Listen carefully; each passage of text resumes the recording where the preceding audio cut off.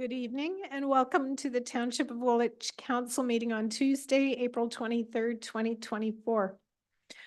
We are now live on YouTube and it is great to see people attending in person, and welcome to everyone tuning in. I'll start with a roll call of council. I, Mayor Shantz, am present and chairing this meeting. Councillor Bryant. Present. Councillor Burgess. Present. Councillor Cadeau. Present. Councillor Schwint. Present. And Councillor Grant sends her regrets. We need a motion to reconvene in open. Moved by Councillor Cadeau, second by Councillor Bryant. All those in favor? That's carried.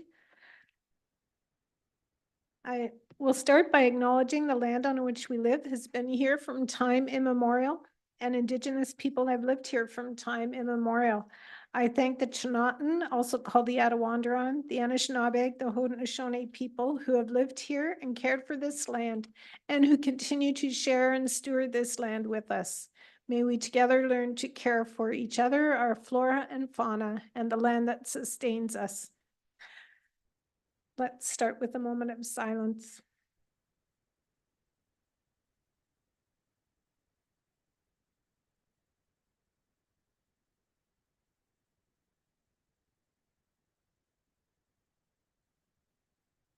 Thank you.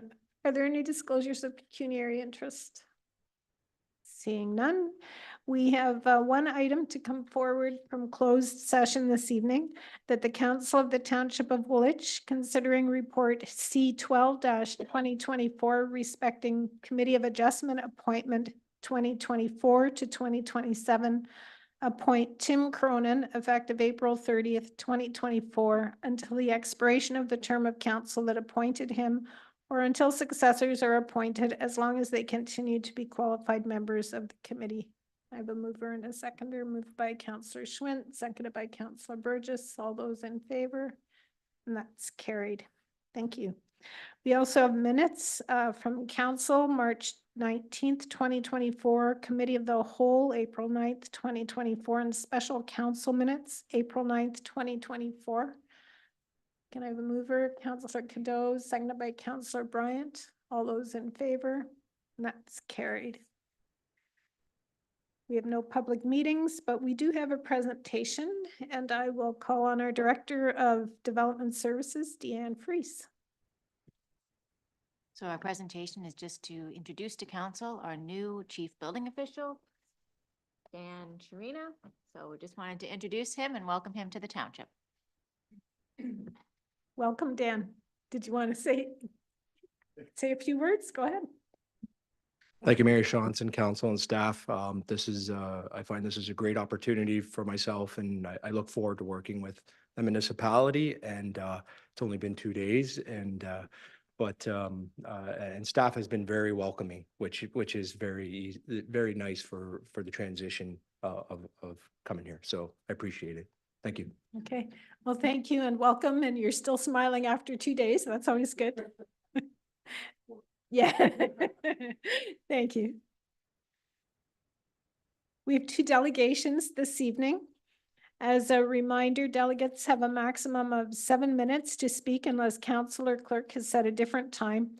There is a timer up on the screen, and you'll hear a warning when you have 1 minute and another when your time is up. It's kind of loud and might make you jump, just warning you. Once you're finished, please wait for for questions from council. When there are no more questions for you, you may stay for the rest of the meeting or leave when you want. Council discussion and debate will start when all questions of clarification have finished. So our very first item is Woolwich Pride, Equity, Diversity, Inclusion, and Belonging Grant Request. And I will call on Director of Corporate Services, Jeff Smith. Thank you, Mayor Shantz. I will be brief because I think there's 2 delegates this evening that can do a much better job of talking about their event. But just for some brief background for council, in October 2022, council directed staff to connect with community groups to make Woolwich a more equitable and inclusive place.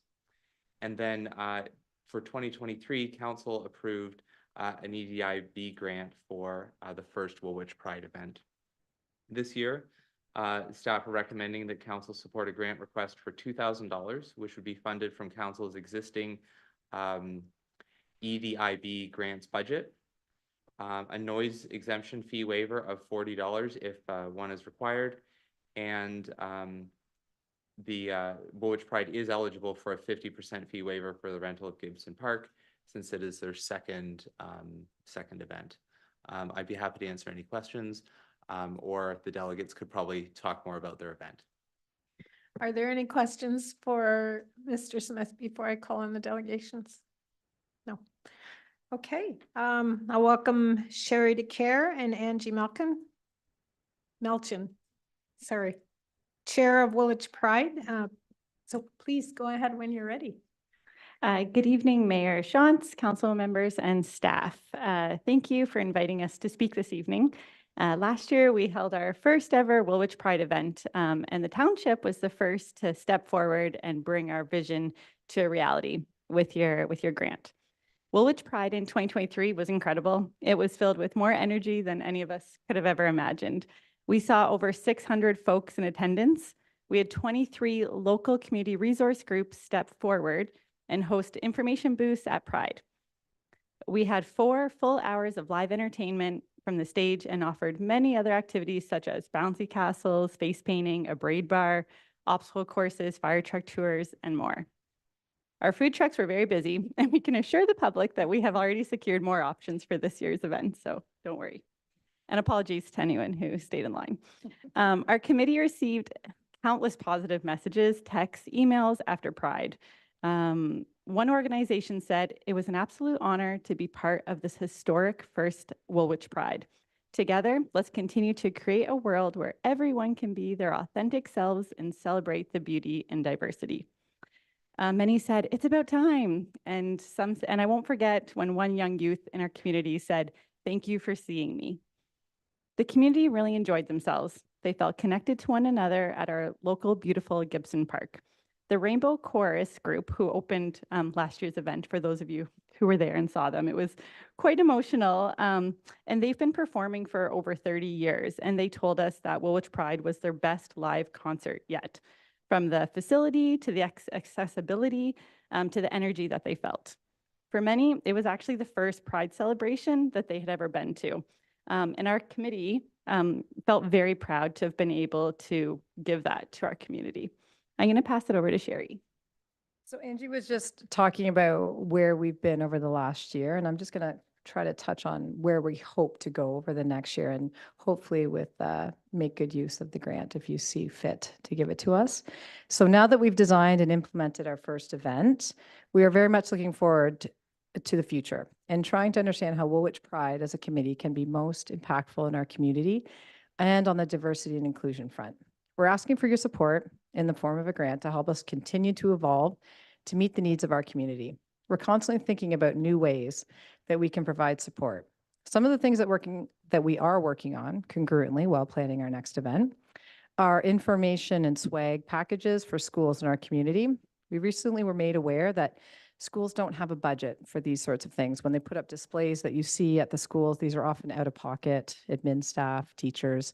So we wanted to put together a Pride package to be given out in June to let them know that they can reach out to us with any requests, but also to provide some basic information and some items that maybe they can include in their displays. We also have reached out to some local businesses that are either designated safe spaces or Pride community led to see how Woolwich Pride and they could possibly partner or provide ongoing support to one another. We also intend to make available to anyone who would like one a window cling for their personal home or business to further incorporate and encourage inclusivity in Woolwich. We're also very much looking forward to our second annual event upcoming on June 15th, and we hope to build on an extremely successful first event. We hope to see many of you there once again and offer our heartfelt thanks for those who attended last year and supported our event. Thank you on behalf of all the amazing people on our Woolwich Pride Committee for having us here this evening. And Angie and I are proud to represent them here tonight. And thank you for your leadership and support when it comes to diversity and inclusion for everyone in Woolwich. Thank you. We have to wait for questions. Are there any questions of the delegation? Councillor Cadeau. Thanks, Mayor. Through you, not a question, more a comment. I just want to thank you. Pride 2023 was an amazing event, and I can't wait to see how you build on that success. And with that, I'll motion to. Is there a seconder? Councillor Schwent. Are there any other questions, or we'll actually, if there's if there's no more questions, I'll have the delegation sit down and we can debate, but. Eric? I'm slow as usual. This is more a question for staff. We had a discussion in the fall. I thought about getting some I believe it was benches made. What's the status on those? Have we got that done and hopefully they're ready for the event? I saw one at the WMC. Through Mayor Shantz, that's correct. Staff at rec staff did purchase and install a bench at the WMC. I think it looks great. And it will be ready for the second annual flag raising event that we're working at organizing in June. If I can just comment, my daughter came home they had an event at the arena one day this week with their school, and she came home and she was so excited. She's like, Mom, she was so excited to tell us that the Pride bench is there, and her whole class was excited. So thank you. Okay. Are there any other questions for the delegation? Okay. Thank you very much for coming in. Thank you for all the work you've done and for bringing us our first Pride event.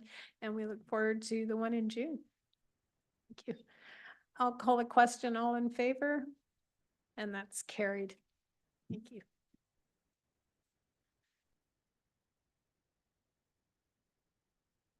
Okay, our second delegate this evening is Sasa Filipovic of Sunset Hills Estate. Please go ahead when you're ready. We don't have a staff report on this, but go ahead when you're ready. Press the button. The light will come on. There you go. Good evening, Mayor, councilors, staff members. Thank you for the opportunity to speak in front of you tonight. My name is Sasa Filipovic, and I am representing Sunset Hills Estates regarding the Maryhill subdivision and the possibility of adding 4 residential lots on the north side of the subdivision, as shown on the plans that we submitted for this meeting.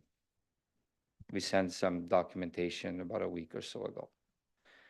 We started this process back in 2015, at the same time while we were developing the subdivision in Maryhill. We had numerous meetings with the staff and submitted several requests for consideration throughout previous land rationalization processes without much success.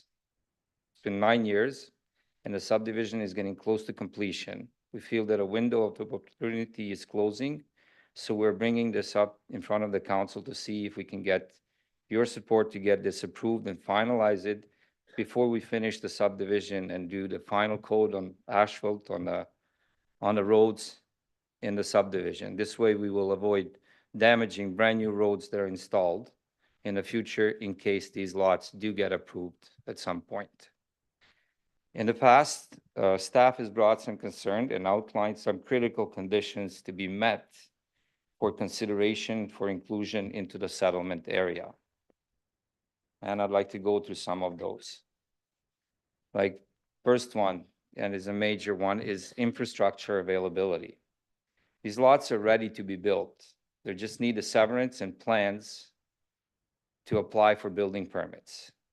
Complete infrastructure is already in place in front of these lots, including roads, utilities, water, storm, lighting, fire, park and recreation, Rogers internet, cable, sidewalks.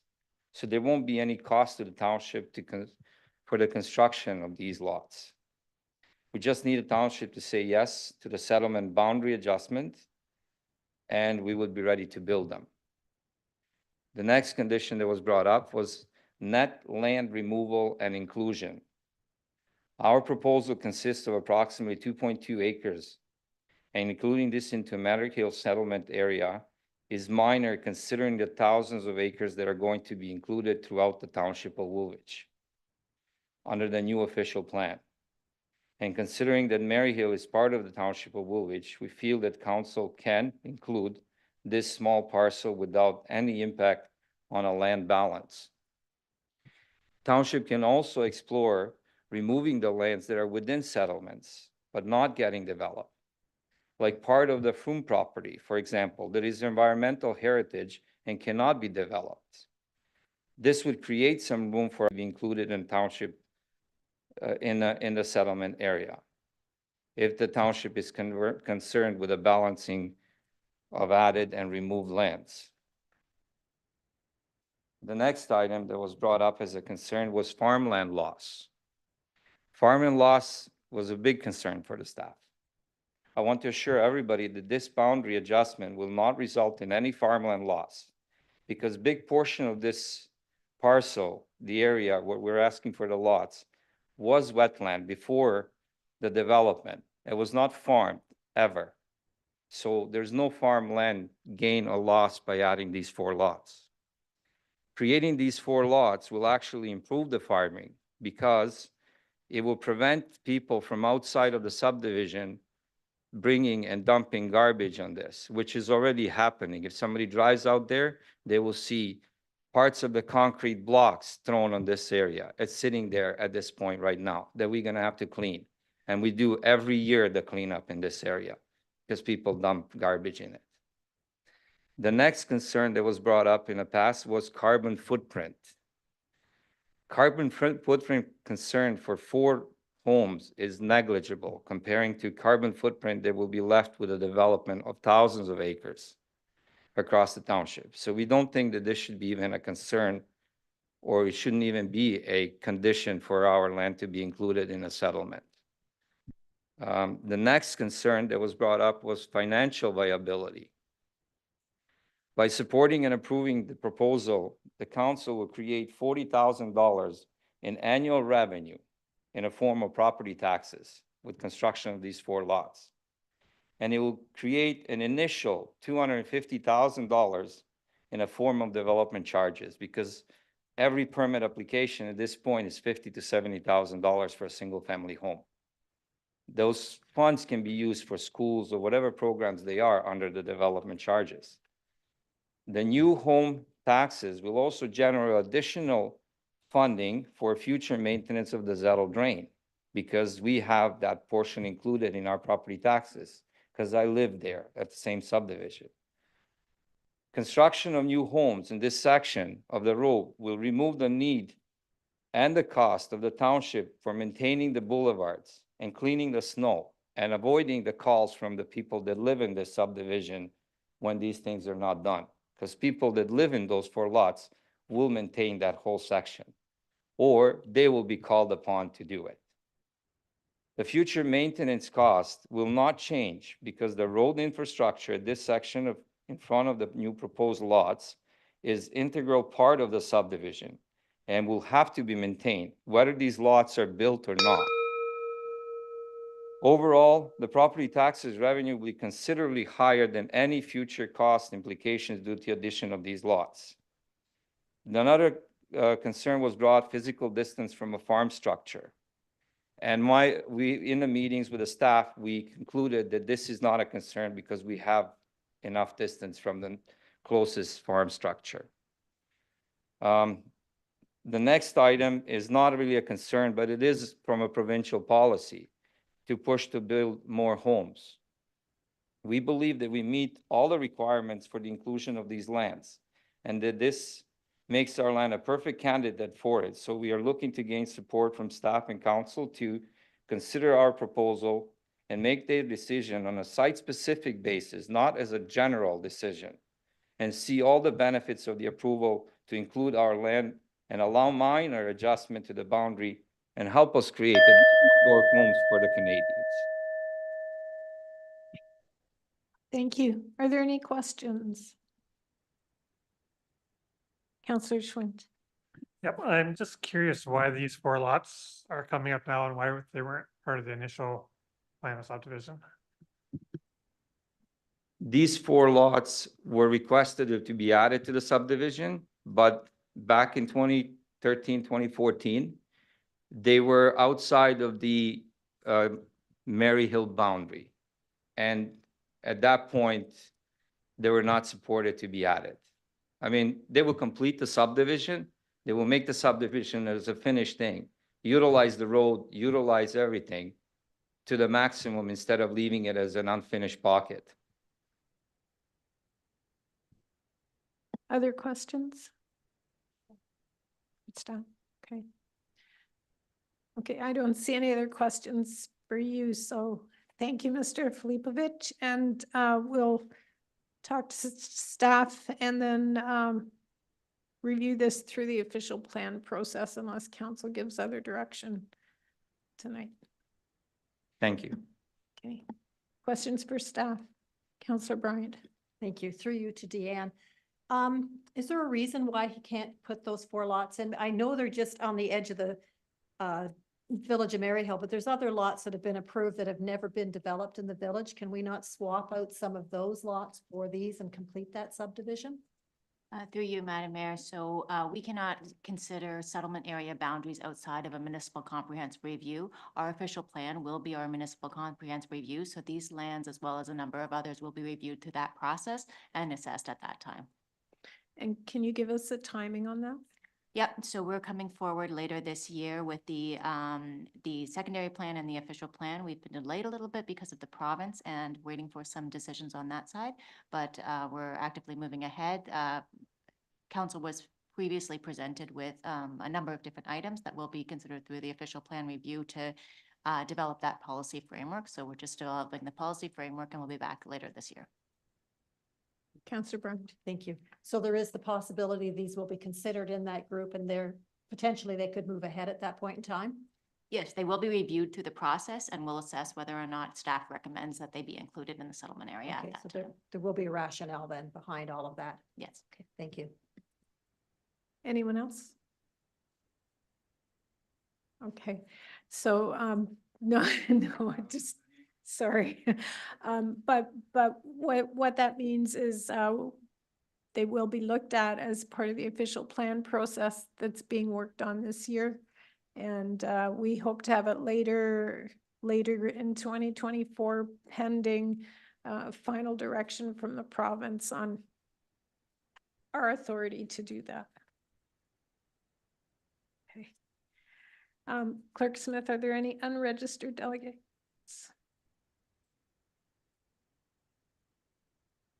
Mayor Shantz, there are no other delegates this evening, and no one else in the audience. Okay, thank you. There's no unfinished business. We have 4 items for approval on the consent agenda and 2 for information and public notice. Does anyone want to speak to anything on the consent agenda? Councillor Schwint.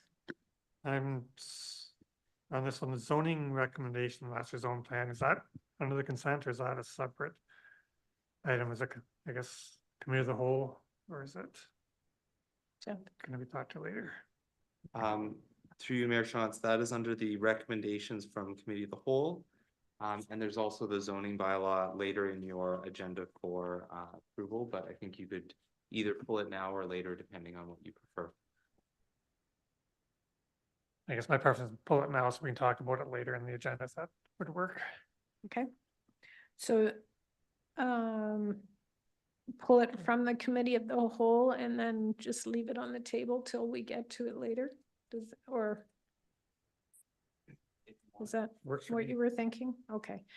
So the recommendations from committee of the whole.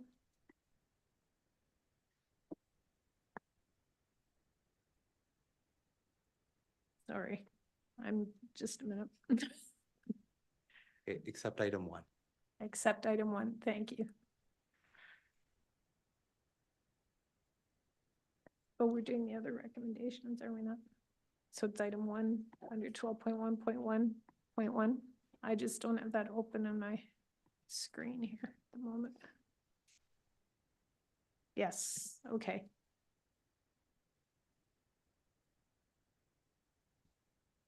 Okay, so we're approving everything on the consent agenda except for the comprehensive zoning bylaw review listed under recommendations from committee of the whole. Yes.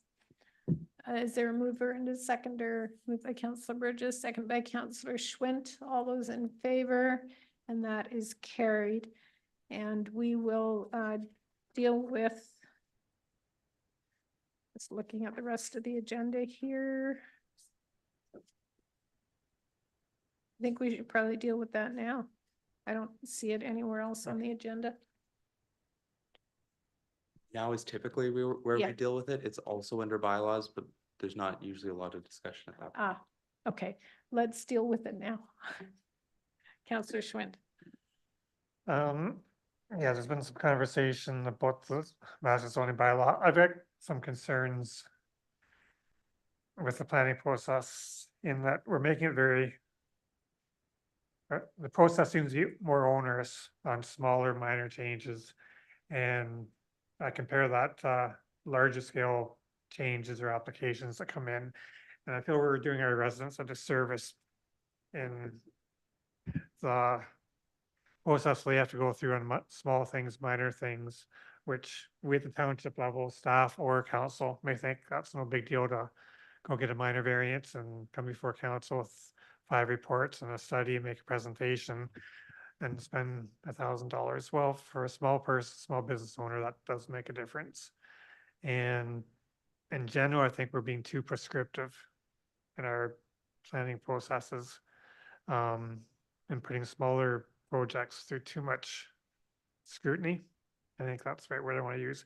So I'm wondering, going forward, can we have some sort of staff study and report on how we can make it easier for small applications, minor changes to come forward and be more user friendly? So we're, I guess, outcome focused for the resident as opposed to outcome focused for provincial policy statements. I shouldn't have said that last part, but I've got to burrow myself on that one right now. I'm just wondering how we could go about making life a little bit easier for changes. I think the example I use is the on-farm business process we're going through. Started that last fall. Hopefully there'll be a report coming June, July-ish. I think this ties right into that. And I've got other examples too within the planning of zoning bylaw, but that's the overall theme I've got. Okay. Ms. Freeze, did you want to respond to that? Yeah, so we can do that. We can come back with a report later this year. I would say probably fall would be the best. And yes, we are planning on coming forward with an update on the agricultural enforcement it's scheduled right now for June, I think. Is that, I guess I should ask, is that what council wants Ms. Freeze to spend time on?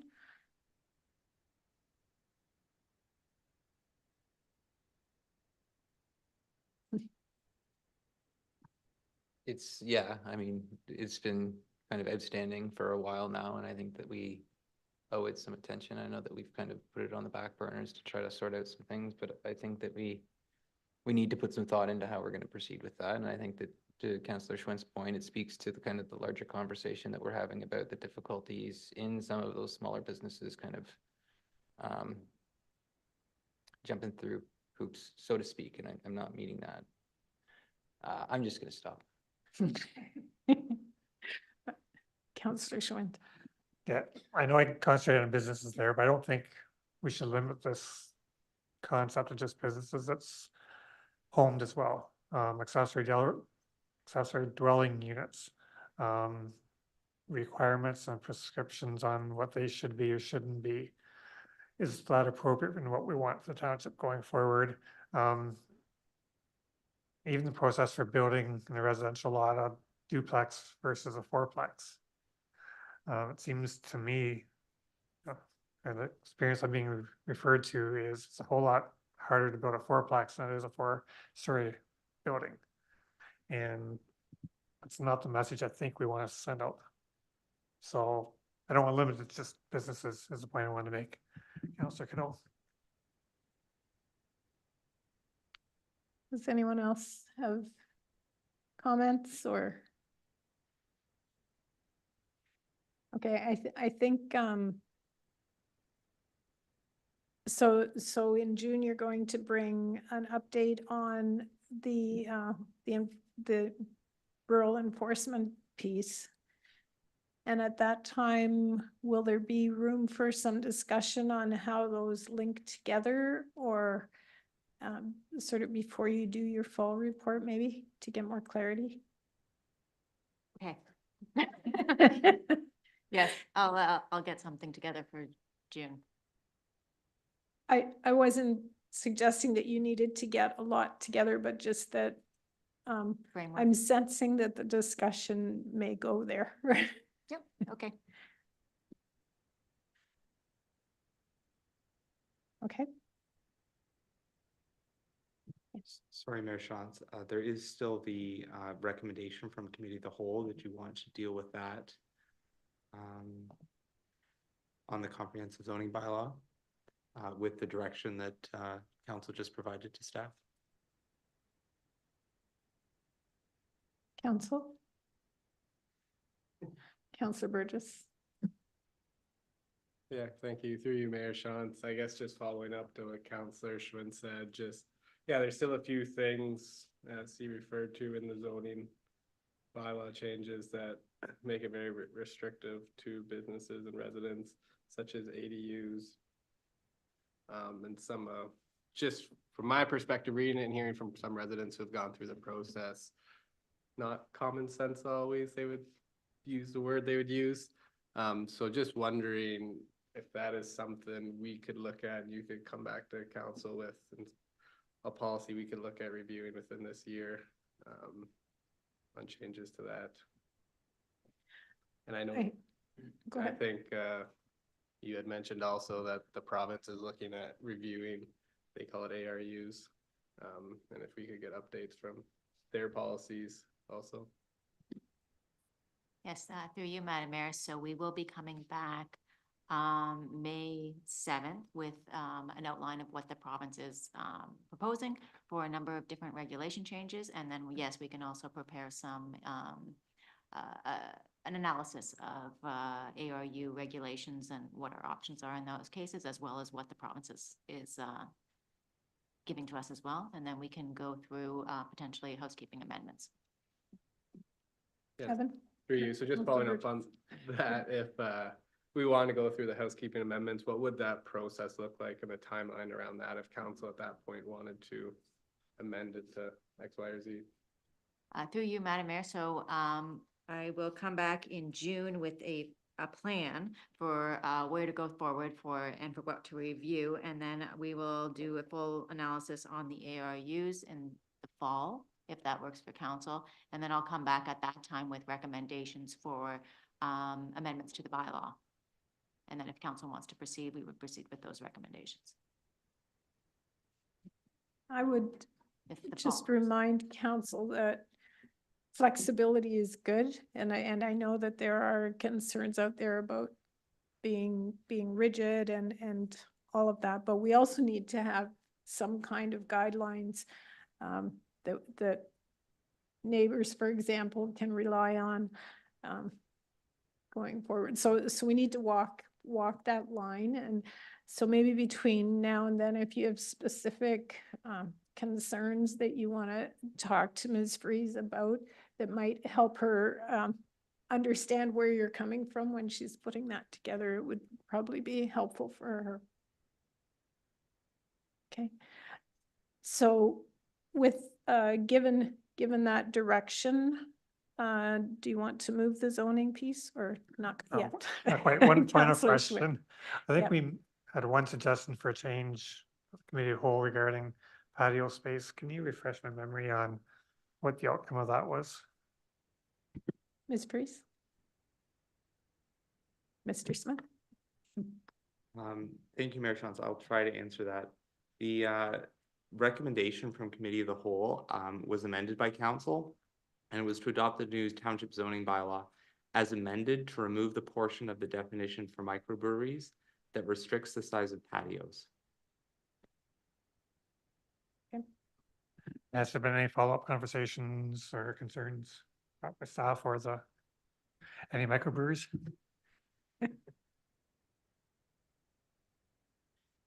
Okay. Anything else on the zoning bylaw? Would someone like to move it then with those directions? Councillor Cadeau, seconded by Councillor Bryant. All those in favor? Opposed? That's carried.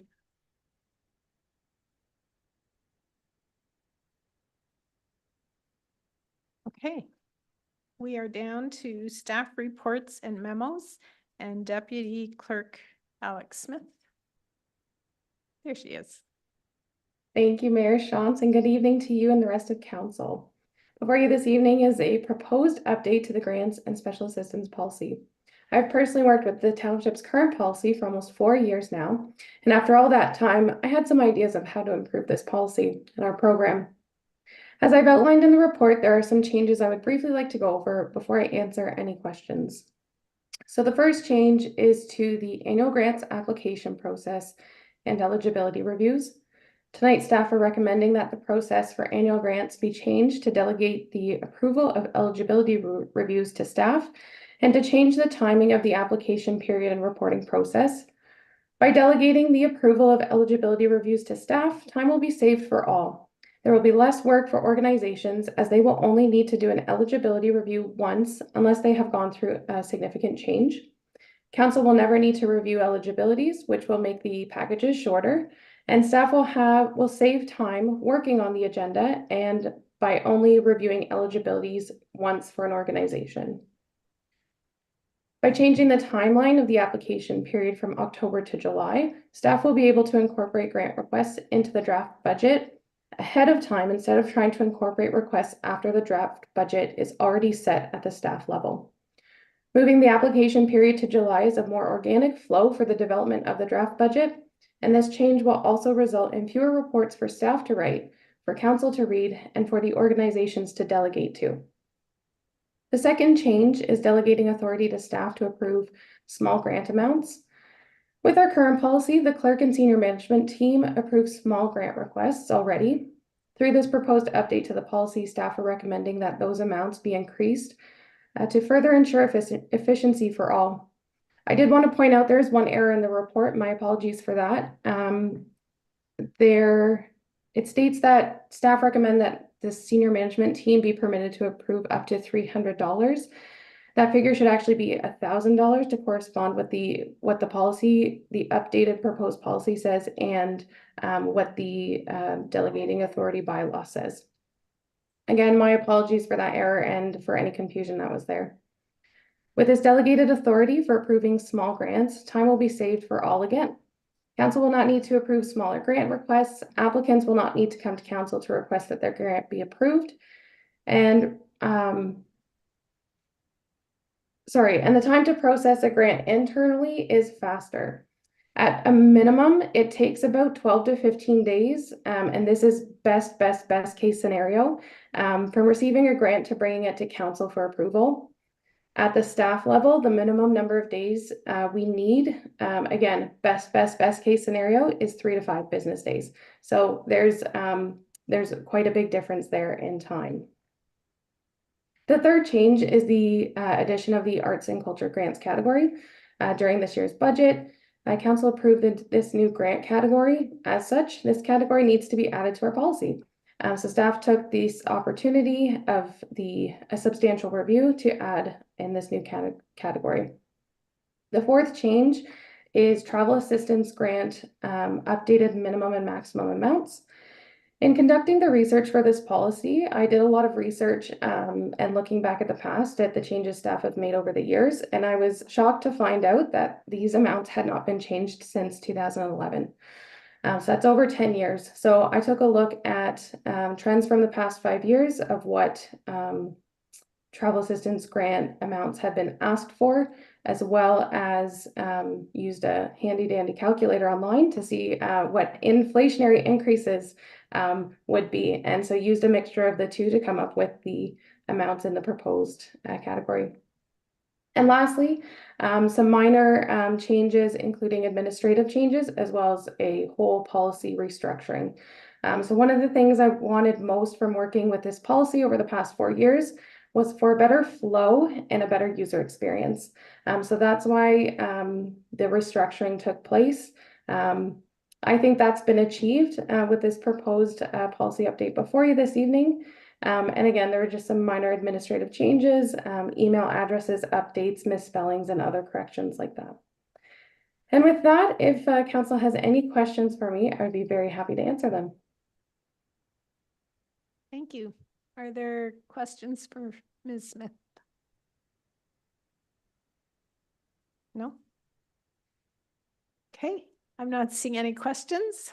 Complete report and reporting. So there is a resolution there to approve the grants and special assistance policy update, moved by Councillor Cadeau, seconded by Councillor Burgess. All those in favor? That was carried. Thank you. Thanks, Thank Alex. you. 2024 budget feedback. Clerk Smith. Thank you, Mayor Shantz. I want to say this is a bit of a different report because it really has two purposes. The first is we did a short survey from staff and council to see what people liked about the most recent budget process and what we could improve upon. And coming out of that survey, we have some recommendations as staff for you. But the other big piece of this this report to you tonight is to seek your feedback in terms of, was there anything we didn't capture? Are there any ideas that you have that could make the budget process better? So just to walk council through this, we start a typical budget year with a budget parameters report. Staff really like this to provide, to give council an opportunity to provide direction to staff. What we heard from comments though, was that it was such an important piece that we're recommending a separate special council meeting to discuss budget parameters, including a 5-year staffing forecast and a financial sustainability plan. So what I'm suggesting in this report is that we actually adjust our schedule for this year to allow for that special meeting on September 10th, and then we continue with our committee of the whole meeting on September 17th. And I've updated your schedule in the report. The other thing we heard on budget parameters was council would like more information, things like comparison information, capital priorities, proposed new staffing positions, expected debentures, and reserve accounts. So staff will endeavor to provide that additional information to council. Although if there's anything that I didn't capture in the report and council would like staff to provide more information on in budget parameters, tonight is your opportunity to suggest that to us. As we continue with the process, we review our user fees and charges. It's an annual exercise that helps cover costs for the township. As I mentioned in the report, the township is undertaking 2 significant studies that will impact rates, including the development charges background study and the water and wastewater rate studies, and these will be completed in advance of the 2025 budget. We also heard, we tried something different this year for this budget, which was 2 full-day council meetings where we really laid out changes to the budget, and then also 2 night meetings that really helped the public be able to delegate. And we heard some delegations from the public on those nights. I think we found the right balance, giving both those options. But also we had, staff had a hard time compiling any additional information that council asked for after the 2 daytime meetings. So what we're recommending for 2025 is a 3-week budget schedule, where in week 1, we would have 2 daytime budget meetings for staff to present the budget in sort of a question and answer type format. We take a break from budget, but have a regular council meeting that will allow council to continue other business moving forward and allow staff to prepare any additional information council is looking for. And then 2 evening budget meetings that again can have delegations, debate, and council deliberations. Again, if there's any suggestions or recommendations on that, happy to hear that. And then from a budget report perspective, we did a lot this year. We really enhanced our budget report to try to give council as much information as possible.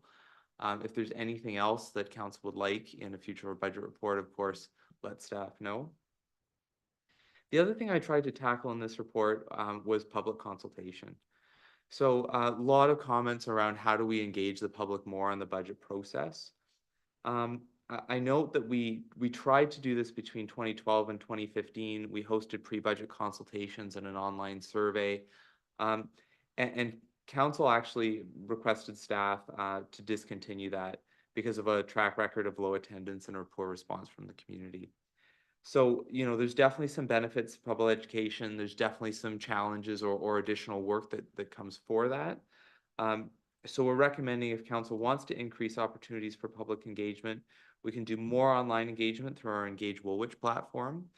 And we could resume the town hall meetings in each ward, but we're thinking that we would really have to do it in every ward for it to be effective. So looking for council's thoughts and direction on that. And as I mentioned in this report, we have sort of two clear recommendations. Direct staff to include added information in the budget parameters report, adopt a revised 2024 council meeting schedule with the September 10th special meeting just for budget parameters, but then also looking for some direction. So if you want to fill in some extra blanks on that last recommendation, or if there was anything we missed, happy to take that feedback from council. And with that, I'd be happy to answer any questions. Questions? Councillor Burgess and then Councillor Bryant. He beat you, Bonnie. Through you, Mayor Shantz, just suggestion for clarity on the paperwork we get. You're listing some of the things you're gonna show us, but it'd be interesting to see in our reserve funds where the money is coming from and where it's going. So oftentimes we have one reserve fund and it's coming from 6 different areas, and to try and find all those line items and line it up is a bit confusing and difficult and not always possible. That would be nice. And Director Fairweather also had mentioned our reporting for our reserve funds arbitrarily deflate some of our values because some of the expenses that are carried forward are double counting. Am I correct on saying that? And it'd be nice to see if he could back some of those out so we have a clear picture of actually where we're standing. So I can bring those 2 pieces of feedback back to Director Fairweather. He isn't with us tonight, but we can definitely take that feedback back. Thank you. Councillor Bryant and then Councillor Cadeau. Thank you. Through you to Jeff. There's 2 things I would like to see, and it's part of it's the public input, whether we do a lot more online, but let the public know there is the online surveys out there to get them to respond and hopefully get more feedback. And the other thing is, I know we send a report to the province every year. I think it's about 800 lines, but it's where all our spending is. I don't know what it's called. That's probably it. It's a big report and you have to submit it to the province every year. Is it possible for the council to get a copy of that before we do the September meeting, and then we can have some idea of what's being reported, and it gives us something to sort of peruse? And Thank you, Mayor Shantz. I can attempt to answer that question. I think I've heard our directors of finance say that it's a little bit of a different report in that it captures different budgets differently. I'm maybe not doing a great way of explaining that, but it'll be hard to compare that to the budget information we give you. Having said that, I think if you want to see it, I think we may be able to provide it to you. yeah, I'd be interested only because it's more where the expenditures are going, and it sort of breaks it down, I think, a little bit. I've seen pieces of it, but I haven't seen the whole report. But if it's what I think you're talking about, the numbers don't match. They don't match. And why would they not match? I have to ask. So I think the difficulty is we have to comply with how the province wants us to report. I would respectfully suggest there's more value when the auditors are here to reflect on the state of our finances. That gives you a better picture of where things are at. I mean, the information that the province wants to collect, ultimately, I think helps with some of their assessments around grant funding that they provide us, et cetera. But council's barometer on behalf of their fiduciary responsibility on behalf of the public is always found best in terms of the audit. So when the auditors are here and we're talking about the status of our audit and the status of our surplus or deficit, I think those are the most beneficial points. Just while I have the floor, Madam Mayor, I was going to say, I believe, Councillor Burgess, to your previous question, I believe what, if I have it aligned correctly, I believe Director Fairweather, Acting Director Fairweather spoke to the fact that we may want to look into the future about how we budget our capital forecast because instead of actually recording it at one particular year, we move it forward until it's finished. And I think that may have been what you refer to as the double reference, which creates some confusion around, you know, the whole tie back to what we're taking from reserves and reserve funds, because it's not recording it in one fiscal year. It's over the balance of 2 years. But anyways, we'll explore that with him. I believe that's the area that was causing confusion for council.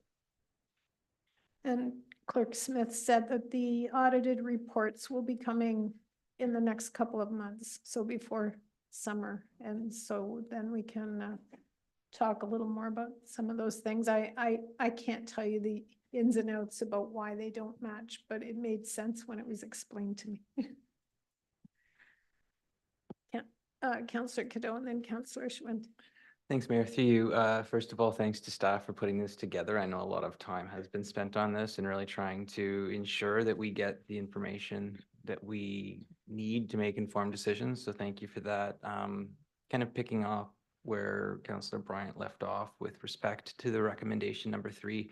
I would agree that the online engagement is what I would certainly recommend. I would be hesitant to go forward with town halls and focus groups or things like that, just for the purpose of cost. I would rather keep the cost down as much as possible, recognizing that not everybody in the communities may have access to the internet. We still need to come up with solutions.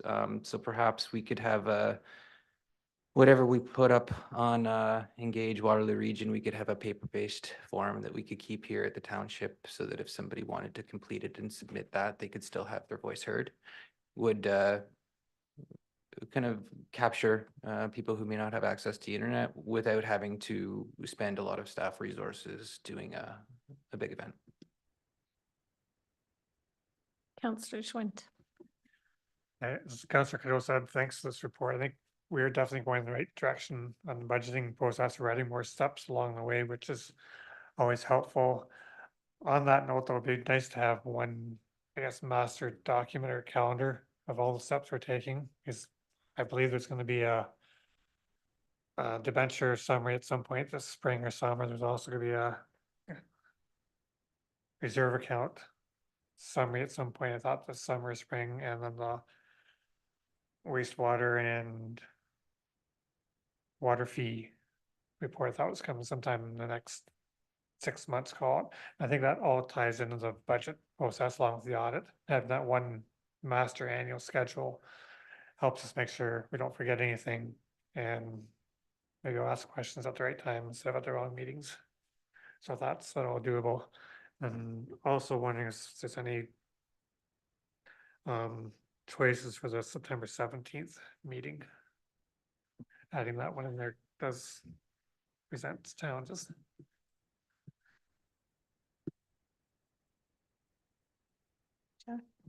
Yeah, through you, Mayor Shantz. The reason why we looked at moving the committee of the whole meeting from the 10th to the 17th was because we typically try not to meet after public holidays or holidays. So we have Labor Day on the 2nd, and then the Tuesday would be the 3rd. And then we also have the Reconciliation Day on the 30th, I believe, this year. So we could look at different dates. Appreciate council has probably set schedules based on the calendar that you approved. What we're looking for is, I think, a special council meeting just for budget parameters. That I think we heard loud and clear. But in terms of dates, we can be flexible and look at other ones if council is willing to come in after a holiday or move a meeting to a Wednesday or something like that. Keeping in mind, I guess I should say that we do have other board and committee meetings that do happen, so we may have to look at different dates. Okay, anything else? I guess I would just add, and my report is frozen here, so at the budget parameters meeting, I think you talked about bringing some preliminary information along with that, and I think to the extent that we can have some of that information, I think we can handle some of our budget questions ahead of time, which may in the end make those other meetings shorter and maybe one less meeting even, who knows? Okay. Anything else that you need from council?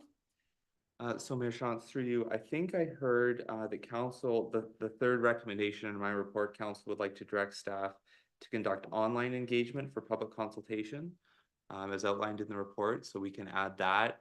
I think I heard that. I'm just looking at other possible dates for a special meeting. We do have a heritage meeting already scheduled for September 11th, and track meeting already scheduled for September 17th. So the Wednesday after what is in your calendar as a committee of the whole, and the Thursday on the week in between. But if there's any, other feedback in terms of dates that council would prefer. Right now we have this in front of you. We could also take this back if you're not ready to make a decision tonight on dates in September. Councillor Cadeau? Maybe I'm mistaken, but Councillor Schwint, were you suggesting, excuse me, maybe we just stick with the 10th and do council and the budget prep meeting together? I mean, we could start nice and early. I'm open We to got that. cookies. I just brought it up because I do have another board meeting on the 17th, which I can't get it between council weeks, so I could attend all of it. But we can't change the meetings for one person. I also understand that. Maybe I'll go back to the staff. Do you think that we could fit 2 meetings in one night, essentially? Mm. It's up to you. Whether you have the stamina for that. Council, I do try to keep a list of things that we're already planning in terms of bringing back. So I'm trying to open that document to see if we have an already large agenda on September 10th. The 10th would be committee. The 24th might be a lighter agenda. I do know though that we talked at the staff level just in terms of the things that we need to get council's direction on and the timing on that. Okay. So let me just look Can't go here. too far into September. We're getting into our budget discussions late.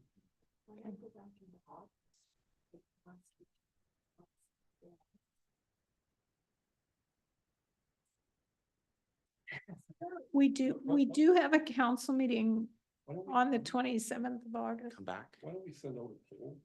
Yeah, Instead of trying to yeah. figure it out today? Yeah. Yeah, we can do that. We can send out a poll. Maybe what we'll do is we'll take the other recommendations in this report forward, and at least we know what we're working towards, and then we'll poll council to find the right date. Okay. Anything else on the budget? You wanted that as a motion? Councillor Bryant, Councillor Cadeau, all those in favor? That's carried. Thank you.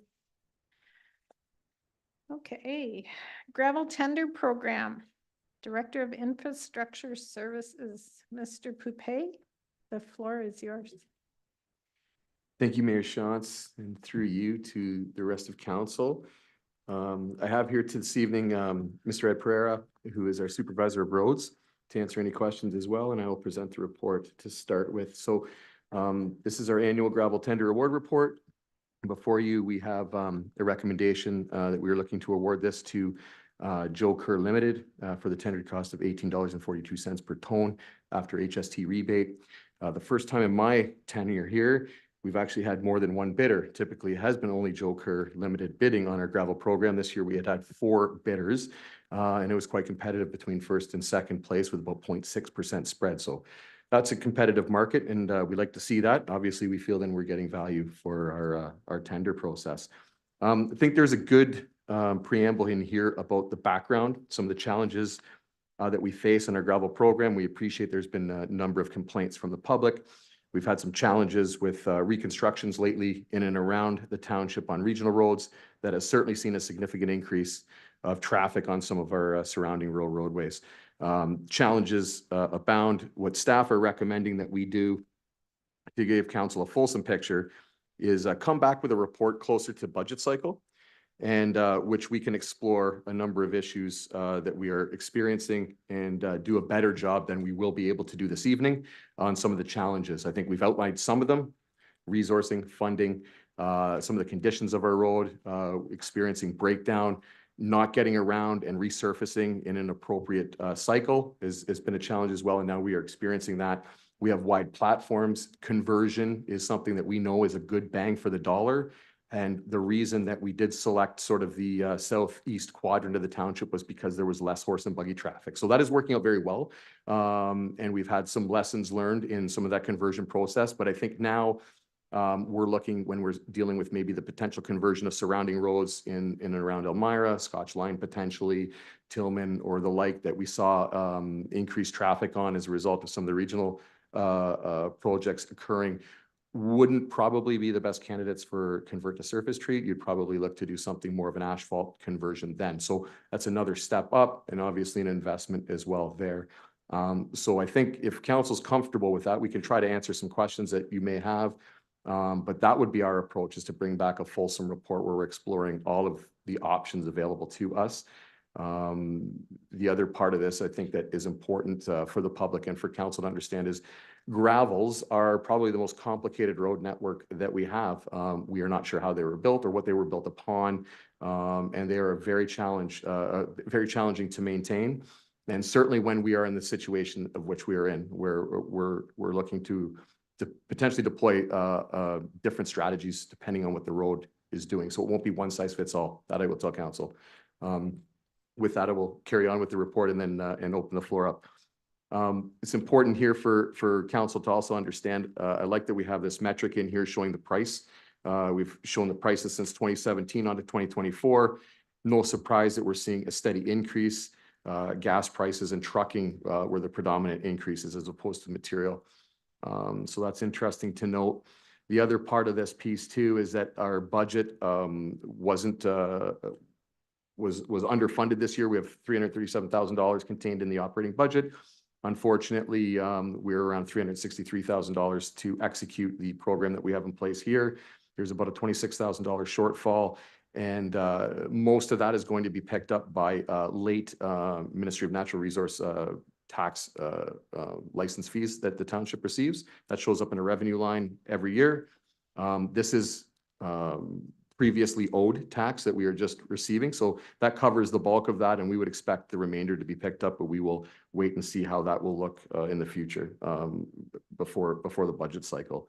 So I think with that, I would be either Mr. Pereira or myself would be happy to entertain any questions council may have. Councillor Bryant. Thank you. Through you to Mr. Poupet. While we're talking gravel, I have a question for you regarding Palm Road. Are we going to be grading that road or repairing it? There's been a number of complaints I've been receiving. I've had one person even tell me their horse was injured, I guess, stepping in one of these holes. And there are a lot of issues with that particular road. Through you, Mayor Shantz, to Councillor Bryan, I think I'll start, and then if Mr. Pereira has more to offer. The region has closed Sawmill Road. That has seen a significant impact on Holm Road. So we're seeing an increase in truck traffic there and an increase in traffic in general. We obviously are aware that we had some hauling related to the pit, which has now ceased. So that's created challenges. As we all know, weather is a problem. We did get a geotechnical report that shows that that road is deteriorating very quickly. So any of the granular material is starting to become powder more or less, or become sand. So that has created all kinds of challenges as well. So it does need attention. I appreciate that. And I don't know if Mr. Pereira has an update as to our attendance there. Yeah, I can provide an update. Staff was on it this Monday, actually, did a real fine grade, good grade on it this week. They're going back tomorrow to do a secondary grade. We understand the issues that were presented on Holm Road. The timing was exactly at the same time that the sawmill was closed, which put a lot of traffic. We understand that Google Maps was showing a detour being Holm Road, which is not the case, albeit you have the half load exemption in place right now. So that put a lot of strain on Holm. We are grading it. we did earlier this year, to be quite honest, in February when we had that mild weather. So yeah, attention's been given to HOM. We are continuing, as long as weather permits, to proceed with our spring grading, which we attempted to start 2 weeks ago, and Mother Nature unfortunately gave us a lot of wet weather, and we don't grade before or after. But yes, HOM Road is, by the end of tomorrow, it should be in pretty good shape. Thank you. Councillor Burgess. Through you, Mayor Shantz. I pick on these 3 roads a lot, but given the construction on line 86 this past year, you're saying our average cycle is 6.3 years, but since they probably had in that 3 months 6.3 years worth of traffic on it, how does that look, and how do you take that into your calculations for getting new gravel on those roads? So Reedwoods, Tillman, and Scotch Line. Yeah, through you, Mayor Shantz, Councillor Burgess. There's a whole lot of factors at play here. I think we're looking at generalities as far as that goes. We're obviously dealing with things out of our control regarding detours, what route people will pick despite signed detour routes. We can't control that. I think the message is very simple. We have underfunded our gravel program for a long, long time, and we're unfortunately realizing some of that consequence, really. Our state of the infrastructure, which was previously called the Road Needs Study, since 2009 has said we should be on a 3-year cycle for resurfacing. I think if we were truly there, we would have less problems in our network now. So they're just exasperated with the amount of growth and the amount of traffic, unfortunately. I can share with council, because you will see this report as part of our asset management plan, that the state of the infrastructure for roads is recommending 1.2 million annually on our gravel program. This year, we had proposed 342,000, and with the reduction there, we had 337,000 available. So almost 4 times underfunded as far as what we should be doing based on the size of our network. Hence why staff believe strongly a conversion program is our best bang for the buck. And how we implement that, and appreciate we can't do these things overnight, but we need to make incremental changes in the right direction. And I think that's where we can come back with a fulsome report to give council more options and a bigger, better picture of sort of our system in general. So it'll be important to get that before we start doing all those budget discussions that we just talked about. Yes. Councillor Schwint. Appreciate the update, because yeah, that time of year, we're always gonna get these questions about the roads, no matter how often we're out there, how much money we spend on them. Had a good conversation with Mr. McGuire on Friday, which I appreciated. Couple of questions came out of that was, we've got 2 graders, I understand, and getting it all done in a short time period. Is there an opportunity to run 2 shifts with current staff complement to try and speed up the process this time of year? Maximize daylight hours, be a question I had. And second follow-up would be, is there opportunities to rent or lease graders in these high volume time periods? I will attempt to answer, and then Mr. Pereira can certainly help out here. But through you, Mayor Shantz, to Councillor Schwint. Opportunity for night work and grading operations. I don't know how that would look, so I think I'll defer that to Mr. Pereira. We did receive pricing though for renting a grader for a month to be about 21,000 a month. That is not insignificant dollars. And then it becomes a resource challenge as well, right? So there's lots of work in our programs to do. It's not just grading gravel roads. Appreciate that's one aspect, and it becomes a human resource challenge too. So that would bleed out into, you know, double shifting, as well as even having the equipment. Do we have the people power essentially as well? I think those are the 2 significant challenges, which again, we look to address through that more fulsome report later this year. I can add to that. Being grading is a time sensitive thing and weather sensitive. Our operators are sun up till sundown. They have the opportunity, as soon as the program starts, we give them the opportunity to come in and work as late as they want. Obviously, as we get later into spring, they're able to work longer. We have had staff in every morning this week so far, and whenever we've started in the last couple of weeks at 6 a.m., generally working till about 4 or 5, with some downtime for the machine to get it ready for the next day. The opportunities there for overtime, we haven't really presented weekends. I mean, unfortunately, Mother Nature dictates everything we do, plain and simple. If it's wet, we're not grading before or after. So I have the utmost confidence in our staff, how they grade. That's not the issue. Basically, it's weather. But yeah, they're able to work as long as they want, especially this time of year, much like the gravel program. There's a lot of overtime in that because we're meeting time sensitive times with the trucking and whatnot. So yeah, the opportunity is there for them to work. We had discussions about trying to cost share with the region on some of the roads that were used as detours when there was regional closures. Where did we land on that? To you, Mayor Shantz.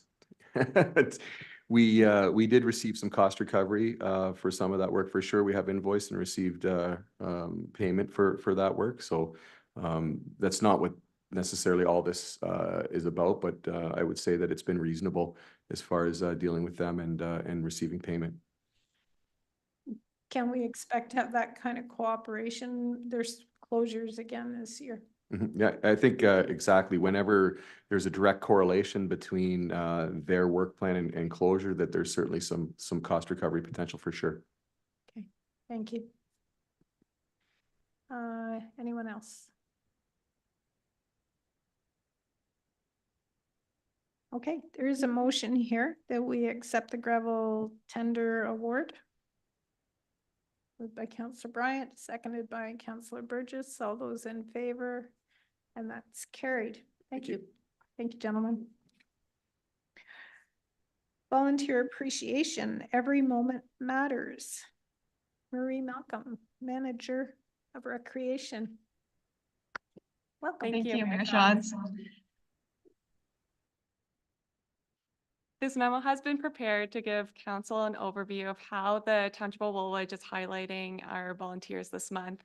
National Volunteer Month lies in the month of April every year, and it is a time to set aside and recognize and thank our volunteers for their time and energy that they contribute to causes that benefit our communities. The theme for this year is Every Moment Matters. This reveals the importance of every volunteer and each contribution that they make at a moment when we need support more than ever. This Thursday, we are hosting an in-person volunteer appreciation evening at the Woolwich Memorial Center from 7 to 8:30 p.m. We welcome all those who volunteer in various capacities within the township to attend the celebration. The evening will consist of live music, light refreshments, and an opportunity to socialize with others. We thank all volunteers and each contribution they're making to strengthen inclusivity and well-being in the Township of Woolwich. If there are any questions, I'll be happy to answer them. Thank you. And I'll take this opportunity also to thank our volunteers. We rely so heavily on our volunteers for leadership and for just helping out all across the township. I'm working with Rayanne on the State of the Township talk, and I keep coming around and around to the various groups that provide support and leadership. And so on behalf of myself and council, thank you to all our volunteers. Anyone else? Okay, thank you. I look forward to joining you Thursday. We have a tender award, Woolwich Memorial Center flooring replacement, and Deputy Director of Recreation and Community Services, Thomas Vanderhoff. Welcome, Mr. Vanderhoff. Thank you, Mayor Shantz. Through you to council. This evening I have an award recommendation before you for replacement of the rubber flooring at the Woolwich Memorial Center dressing rooms. And that is an award recommendation to award the project to 2112 Servicing and Sport at a total cost of $170,648 after the HST rebate.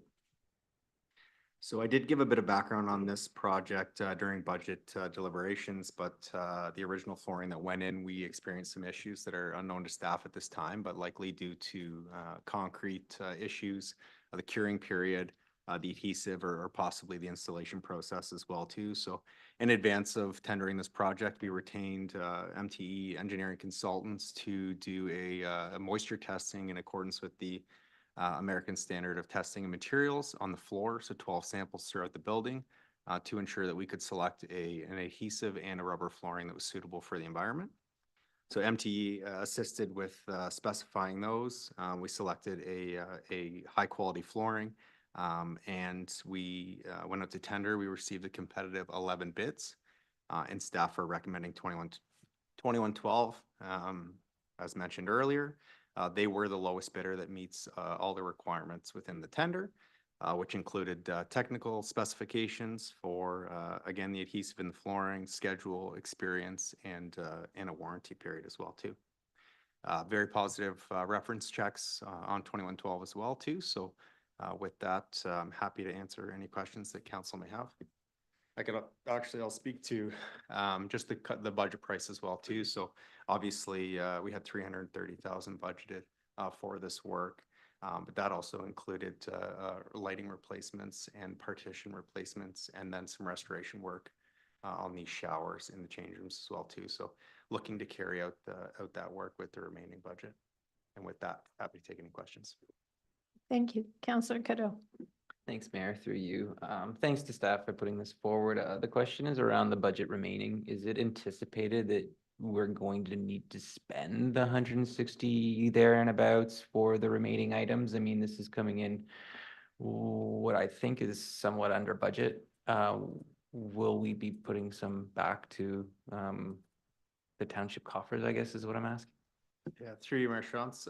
So we had kind of anticipated this to come in around the 215 to 220 range based on estimates that we received prior to budget. We have issued a PO for lighting at 20,000. We are still planning on going through, haven't done any work yet on the partitions and the shower work. I do anticipate a little bit of remaining budget at this time, which may be a request of staff to redirect towards St. Jacobs, as that project hasn't been tendered yet, the renovation of those washrooms. However, I think we should have sufficient budget as well there too. So to answer your question, in short, yeah, there may be some budget remaining. Councillor Bryant. Thank you. Through you to Thomas. What's the life expectancy of this flooring? I know the last one only lasted 12 years. Is this the same, or is this going to be a longer term investment, I guess? Yeah. Through you, Mayor Shantz, to Councillor Bryant. So it's a 5-year warranty. Is pretty standard across the board for all these products. They actually most carry a 10-year warranty, and they say as soon as it's in an arena facility with skates, it drops to 5. However, having said that, it's a similar floor that's in St. Jacobs Arena in the change rooms there. And to my knowledge, that floor is probably 15 to 20 years old at this point. And then we also have some of the original flooring at the Woolwich Memorial Center in the Sugar Kings area. That's original too. So 15 years there. So I anticipate 15 to 20 years is probably a reasonable time frame. And I take it rubber is the standard then for dressing rooms and whatnot, not a harder surface? Yes, correct. Thank you. Councillor Schwint. Just following up on Councillor Cadeau's comments. I'm sure staff did a lot of work on this tender because there was a lot of conversation at budget over the amounts spent on the flooring and the impact. I'm happy to see where it came in. I would be concerned though, just allocating that $160,000 to the lights and other projects. I think I'm hoping there's going to be $40,000 or $50,000 savings that we allocate back to township coffers, I think was the term. So I'm hoping that's the goal. And if it goes outside that, I think we should have further conversations. Yeah, through your Mayor Shantz, absolutely. Staff will only allocate the remaining funds to the pieces of the project that council's previously approved. And if there's any request for using those funds elsewhere, then we'll come back to council for that. Thank you. Anything else? There is a motion here to accept the tender. Moved by Councillor Cadeau, second by Councillor Burgess. All those in favor? And that's carried. Thank you. Thanks. That brings us to other business, and I've had staff include a regional report that comes out after our regional meetings so that you can take a look at that for the main things that have been happening at the region. If anyone has any questions, I will do my best. Councillor Bryant. Just to comment on some things I've heard from people in the area of Bloomingdale. One comment is can the region streamline their construction projects? For example, Bloomingdale will be a 3-year project by the time the roundabout is finished. Could we not incorporate all 3 of those, I guess, projects into 1 year versus 3? So it's not affecting the businesses and the residents in the same fashion. They're finding it's just, they're getting tired of construction, I guess is the easiest way just to put it.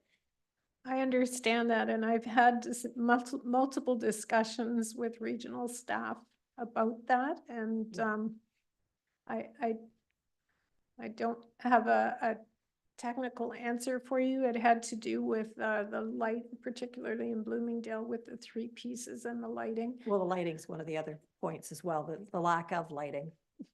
Yeah, I don't know, Mr. Poupey, do you have any insights on Sawmill Road and why there are 3 separate 3 phases. Yeah. Through you, Mayor Shantz, I probably don't have great answers. I know that there were some challenges with approvals for GRCA. There's some sensitive receivers there too, and the way storm water was to be managed as well. Not sure why all of the stages. The same happened on Church Street. That was intended, I know that was intended to be a 1-year project and turned into a multi-year. So it'd be difficult. I think we should probably get some answers from some of the directors who look after those staff, and maybe they could provide some commentary that we could share back with council. Yeah, because people are complaining because of the detours as well. What would be a 2-kilometer trip into Kitchener is now a 20-kilometer trip, stuff like that. It's very inconvenient. Yeah, yeah. And it's not like a detour in the city where you just go around the block. Exactly. The block It's is like a very 20 long. Yeah, it's 20 Ks out of their way. And it's not just Bloomingdale that's complaining about the detours. It's coming from Conestoga, West Montrose, Winterbourne, Maryhill. They're all finding the same thing. To go to Sure. Kitchener, they're going everywhere but a direct route. Okay. Yeah. Mayor Shantz, through you, I know council in the past has found it very helpful when regional staff have agreed to come to speak about their capital program with our council. So we are looking at inviting them again now that their capital budget has been approved, and maybe you can also ask those questions directly to regional staff. I think that would be a good idea. Okay. Councillor Kiddo. Thanks, Mayor. I see in here the last item, the region to study drug use and overdose. I'm wondering if they're going to make data available by individual communities. Will we be able to know exactly how this is impacting Woolwich?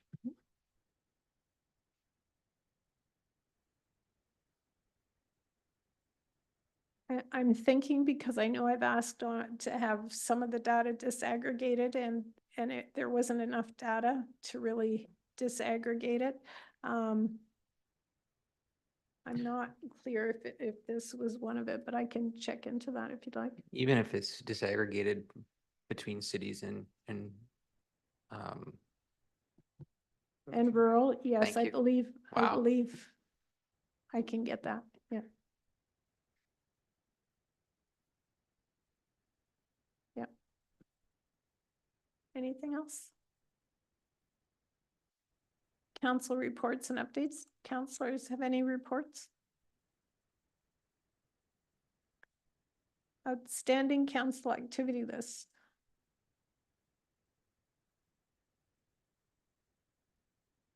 Okay, there is no notice of motion. We have a number of bylaws here. Would someone like to, maybe I should get the right wording here for our clerk, that the following bylaws in the hands of the clerk be read a first, second, third time and finally passed, and that they be numbered as bylaw number 19-2024 to 29-2024, and that they be signed by the mayor and clerk and sealed with a corporate seal, and you can see them listed there.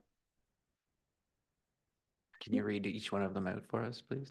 Certainly. How long did you want to stay? Councillor Cadeau, seconded by Councillor Schwint. All those in favor? And that's carried. That brings us to the end of our agenda. Would someone like to move adjournment? Councillor Cadeau. Is that Councillor Bryant? All those in favor? And that is carried. So that is that the meeting adjourns to meet again in regular session on May 14th, 2024. So in closing, council would like to thank all who participated, attended, or tuned into the meeting tonight. And council's all here, so you'll just stay connected until the live stream has stopped. And good night to everyone.